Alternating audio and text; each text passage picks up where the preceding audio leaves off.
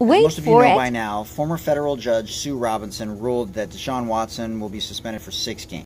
You also know by now how ridiculous I think that. Anyways, the NFL had the right to appeal, and they have. Many have said they're undermining Judge Robinson. No, they want to get it right. Now, Roger Goodell, the commissioner, has a choice. He can choose someone else to hear the appeal, or he can hear it himself. Let me digress for a moment. I think Roger Goodell has evolved.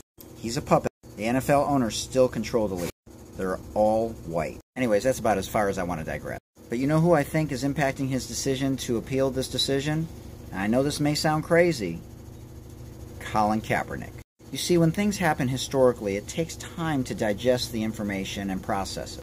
I really believe Roger Goodell wants to be an ally, but he's limited. Now, in the old days, Roger Goodell was judge, jury, and executioner. But as I mentioned earlier, Roger Goodell has the choice to choose someone else to handle the appeal, or he can handle it himself. I think he cares about his legacy. He's blown a lot of things as commissioner. I think in the end, people will look at him favorably.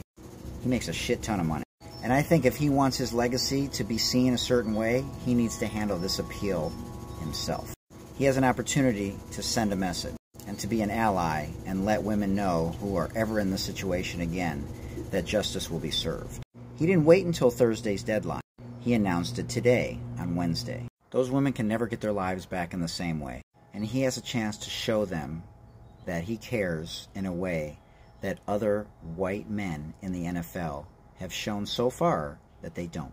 He has a chance to show these women that an old white guy and a powerful league support these women, so that in the future, other women will come forward, because they know that older white men and powerful entities like the NFL will support them, even if the NFLPA doesn't speak out, because it's a conflict of interest.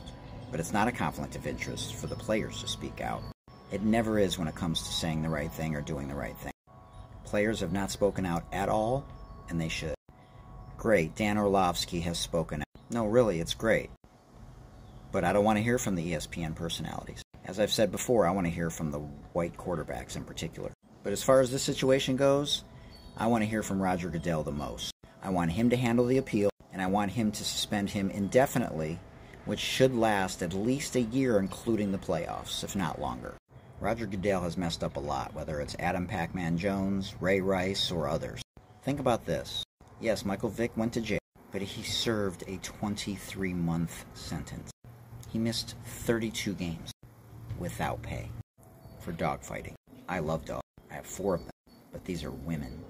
Shouldn't the sentence be as harsh, if not harsher?